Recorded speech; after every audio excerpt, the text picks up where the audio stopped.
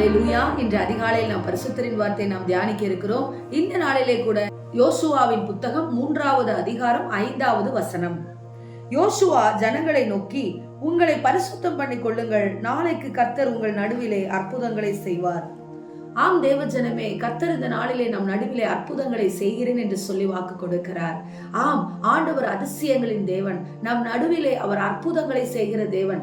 அதற்கு நாம் செய்ய வேண்டிய காரியம் என்ன? அதற்கு என்ன கட்டளையை அவர் கொடுத்திருக்கிறார் என்றால், நம்மை நாமே பரிசுத்தம் பண்ணி கொள்ள வேண்டுமா?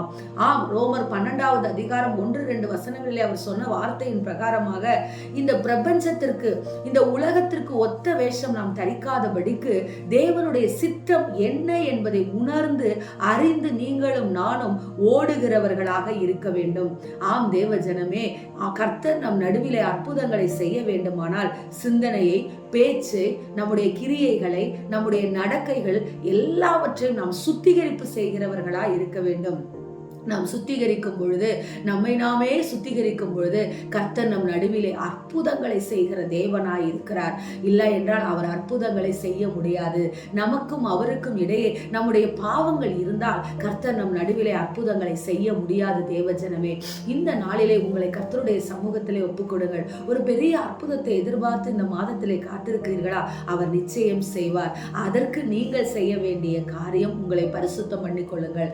இதோ பால் பாத்திரத்தை விலக்காமல் நாம் பாலை அதில் காய்ச்சி கொண்டு இருந்தோமானால் பால் கெட்டு போய்கிறதாய் மாறிவிடும்.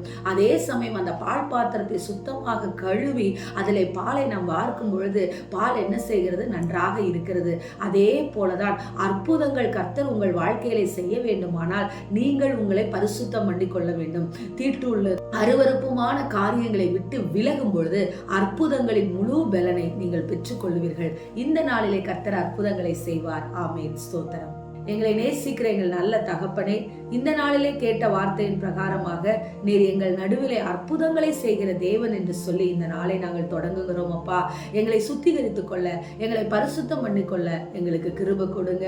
அப்பா, எந்த சூழலும் ஆண்டவரே உம்முடைய சமூகத்திலே ஆண்டவரே நாங்கள் பெருமையாய் நடக்காதபடிக்கு உங்க சமூகத்திலே எங்களை தாழ்த்தி ஆண்டவரே நீர் எங்கள் குடும்பத்திலே, எங்கள் வாழ்க்கையிலே, தனிப்பட்ட காரியங்களிலே அற்புதங்களை செய்யும்படியாக நாங்கள் இந்த நாளிலே வேண்டுகிறோம். அப்பா, இயேசுவின் நாமத்தில் ஜெபித்து இந்த நாளை தொடங்குகிறோம்.